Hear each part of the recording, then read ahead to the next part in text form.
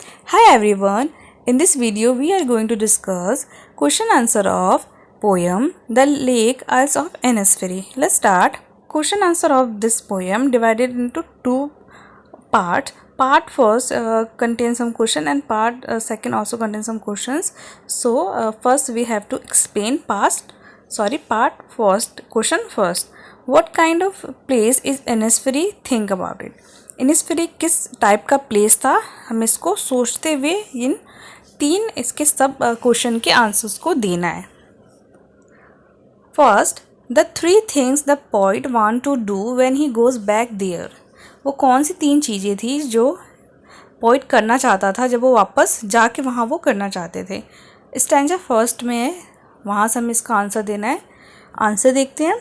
The poet wants to build a small room of clay and fences, wants to have 9 rows of beans and a hive for the honeybee. These are the three things. तीन चीज़ें ये थी. पहले तो घर बनाना चाहते थे poet, clay से रूम बनाना चाहते थे. सेकंड था 9 बीन्स के 9 रोज चाहते थे. और थर्ड हाइव चाहते थे हनीबी के लिए. सेकंड क्वेश्चन देखते हैं. What he hears and sees there and it's effect on him. वो वहाँ पे क्या देखते हैं, क्या सुनते हैं और इसका उन पे क्या इफ़ेक्ट हुआ. ये स्टैंजा सेकंड में है. Answer, the poet hears the cricket singing. Poet वहाँ पे झंगूर की आवाज़ सुनते हैं. He sees the midnight glimmer, noon glow in the purple shade and in the evening he sees the large number of wings of flying linnet. This gave यहाँ पे capital होगा, a very peaceful effect on him. Point क्या है, वो midnight में चमकता हुआ आसमान देखते हैं, इवनिंग में पर्पल शेड की स्काई देखते हैं और बहुत सारे नंबर में लिनेट वहाँ फ्लाई करते हैं. तो उड़ते हुए उनके विंग्स को वो देखते हैं और ये सब उनको बहुत ही पीस देता है. इन थर्ड पहले क्वेश्चन देखते हैं. What he hairs in his heart core. वो क्या ऐसे अपने दिल की हार्ड कोर से वो सुनते हैं. Even when he far away from Innisfree, यहाँ तक कि वो बहुत दूर होते हैं तब भी वो अपने वो इनिस्फ्री से बहुत दूर होते हुए भी अपने दिल के अंदर भाग में वो क्या सुनते हैं. आंसर, दो the point is far away from Innisfree he hairs the lake water lapping the shore with low sound. भले वो कितनी भी दूर क्यों ना हो, वो क्या सुनते हैं, फील करते हैं कि जो लेक का जो वाटर है वो क्या करता है, शोर से ऐसे धीमी आवाज़ में वो ऐसे टकरा रहा है और वो जा रहा है. Question 2. By now you may have concluded that Innisfree is a simple natural place full of beauty and peace. अभी तक आपने ये कंक्लूड कर लिया होगा कि जो इनिस्फ्री है बहुत ही सिंपल, बहुत ही नेचुरल प्लेस है, ग्रीनरी है वहाँ पे, पीस है और बहुत ही वो सुंदर जगह है. How does the point contracts is with where he now stand. और पॉइंट इसके अपोजिट ऐसे पॉइंट इसकी तुलना करते हैं जहाँ पे वो खड़े हैं, जो कि इसके बिल्कुल ही अपोजिट है, मतलब इतना अच्छा, इतना पीसफुल नहीं है. रीड स्टैंजा थर्ड में हमें इसका आंसर मिलेगा, वहाँ से इसको हमें आंसर करना है.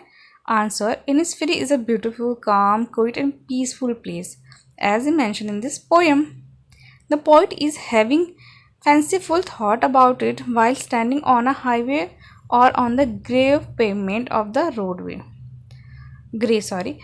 पॉइट क्या अपने माइंड में वो फैंसीफुल थॉट लाता है, वो सोच रहा होता है इनिस्फ्री के बारे में. भले वो स्टैंड कहाँ कर रहा होता है, हाईवे में, ग्रे कलर की पेमेंट रोड पे वो स्टैंड होता है, बट उसका जो दिमाग होता है वो इनिस्फ्री के बारे में सोच रहा होता है. It represent a contrast with the life at Innisfree. और जो जहाँ पे वो खड़ा होता है वो बिल्कुल ही अपोजिट होता है इनिस्फ्री का, क्योंकि इनिस्फ्री बहुत ही सुंदर काम प्लेस है और वो जो ग्रे पेमेंट रोड पे खड़ा होता है वहाँ पे वो बहुत शोर हो रहा होता है, वो इतना सुंदर नहीं, इतना काम नहीं है, वहाँ पे इतने जो नेचर के वो इतने करीब नहीं है. Question 3. Do you think Innisfree is only a place और ओनली ए प्लेस और अ स्टेट ऑफ माइंड. आपको क्या लगता है कि इनिस्फ्री सिर्फ एक प्लेस है या फिर एक स्टेट ऑफ माइंड है. Does the point actually miss the place of his boyhood days. क्या जो पॉइट है वो सच में अपने बचपन के, जो अपने लड़कपन के दिन को याद करते हैं? Answer, Innisfree, where the poet had spent his boyhood days, is more than a mere place for him. Innisfree वो जगह थी जहाँ पे पॉइट ने अपना लड़कपन, अपने बचपन के दिन बिताए थे। वो एक उनके लिए सिर्फ एक प्लेस नहीं थी, उससे कई बढ़कर थी। इट इज़ मोर और less a symbol of peace, beauty and calmness for the poet. ये उनके लिए सिंबल था पीस का, क्योंकि वहाँ पे पीस, जो इनिस्फ्री है वहाँ पे पीस था, ब्यूटी था और कामनेस भी था। तो ये उनके लिए इन सब का सिंबल था। इनिस्फ्री के बारे में सोच के उनको ब्यूटी, पीस और कामनेस, शांति जैसा फील होता है। सॉरी, यहाँ पे एक लाइन ये यहाँ पे कट होगा, ये एक्स्ट्रा लाइन आ गई है, मीन्स मतलब मिसप्रिंट हुआ है। Whenever he gets tired of the city life and his hectic activity, he earnestly desire to go there. जब भी वो अपने सिटी की जो लाइफ होती है उससे वो परेशान हो जाते हैं, बहुत हेक्टिक थक जाते हैं, तो वो उस जगह पे इनिस्फ्री जाना के बारे में सोचते हैं, वहाँ पे जाना वो चाहते हैं। When he is not there, he dreams of Innisfree and imagine to be there. भले वो वहाँ पे नहीं होते, जब भी वो नहीं होते, पॉइट इनिस्फेरी के बारे में सोचते हैं, उनको वहाँ की जगह को इमेजिन करते हैं अपने माइंड में, अपने ड्रीम में, कि वो वहाँ पे है। Thus it is also a state of mind for the poet. इसलिए हम इसको ये भी कह सकते हैं कि इनिस्फेरी एक जगह भी है, उसके अलावा वो एक स्टेट ऑफ माइंड है पॉइट की। Doubtlessly he actually misses the place of his boyhood days. बिना शक के हम ये कह सकते हैं कि वो इनिस्फ्री में जाके जब अपना टाइम बिताते थे अपने बचपन में, वो इस टाइम को बहुत ही मिस करते हैं। चलो मूव करते हैं नेक्स्ट क्वेश्चन पे। 1 हमारा फिनिश होता है। अब नाउ पार्ट सेकेंड के question first. Look at the words the poet use to describe what he sees and hears at Innisfree. हम उन वर्ड्स को देखेंगे जिसको यूज़ करके पॉइट ने ये डिस्क्राइब करा है कि वो क्या देखता है और क्या सुनता है इनिस्फ्री में। फर्स्ट, बी लाउड ग्लेड, ये वर्ड का यूज़ करता है। इसका मीनिंग क्या है? आंसर, इसका मीनिंग है a glade is a clearing open space. Glade मतलब ओपन स्पेस के लिए यूज़ किया गया है। By bee loud the poet mean that noise produce by humming of the bees. Sorry, यहाँ पे मीन्स होगा, मिसप्रिंट है।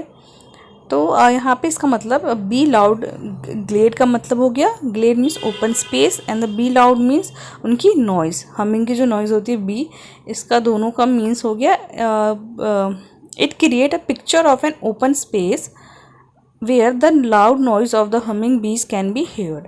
ये एक ऐसा ओपन स्पेस है जहाँ पे हमिंग बीज की जो हमिंग की आवाज़ हो रही है, उसके भनभनाने की जो आवाज़ होती है, वो सुना जा सकता है।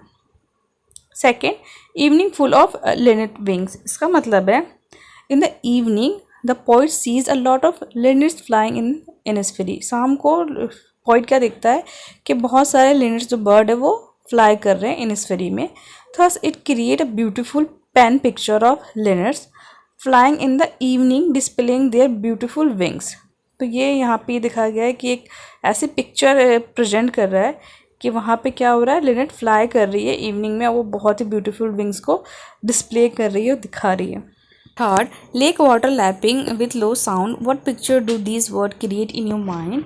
Answer, it presents a beautiful picture when the wave of the lake water are folding and wrapping themselves. जब लेक के जो वाटर होते हैं उसका वो फोल्ड करते हुए, रैप करता है खुद को, दे प्रोड्यूस लो साउंड। जब वो ऐसा कर रहा होता है लेक के जो वाटर, तो वो एक हल्की सी साउंड प्रोड्यूस करता है, और ये जो साउंड है ये बहुत ही प्लेजेंट होता है सुनने में। Question 2, look at these word. Peace comes slow dropping from the wheels of the morning to where the crickets sing. What do these words means to you? What do you think come dropping slow? From the wheels of the morning. What does to where the cricket sings mean? ये जो words है इससे आप क्या समझते हो? आप धीरे धीरे गिरना, सुबह मॉर्निंग के आवरण से, और इस सब के बारे में क्या सोचते हो? और जो झिंगुड़ी क्या वो गाता है? Answer, it means that the wails of the morning have plenty of peace which is being dropped by it slowly and gradually। इसका मतलब है जो मॉर्निंग में जो पीस है उसका जो पर्दा है वो गिरता है। Which is being drop by slowly, बहुत धीरे धीरे। And the cricket is a small brown jumping insect, जो झिंगुर एक छोटा ब्राउन जंपिंग इंसेक्ट है। इसकी जो आवाज़ है, साउंड है, इज़ सो प्लेजेंट, बहुत ही प्लेजेंट है। That appear as if cricket is singing a song, ऐसा लगता है जैसे मानो जो क्रिकेट है, जो झिंगुर है, एक गाना गा रहा हो। यहाँ पे हमारे क्वेश्चन आंसर फिनिश होते हैं। इसके वर्ड मीनिंग के लिंक आपको डिस्क्रिप्शन और आई बटन में मिल जाएगा। क्लास 9 के सप्लीमेंट्री एंड रीडर दोनों बुक के क्वेश्चन आंसर एंड उसके वर्ड मीनिंग आपको मेरे चैनल की प्लेलिस्ट में मिल जाएगा। आप उसको वहाँ से जाके देख सकते हैं। कोई भी क्वेश्चन, कोई भी क्वेरी, कोई भी सजेशन के लिए आप कमेंट सेक्शन में कमेंट कर सकते हैं। If you like it, please like, share and subscribe my channel. See you in next video. Bye bye.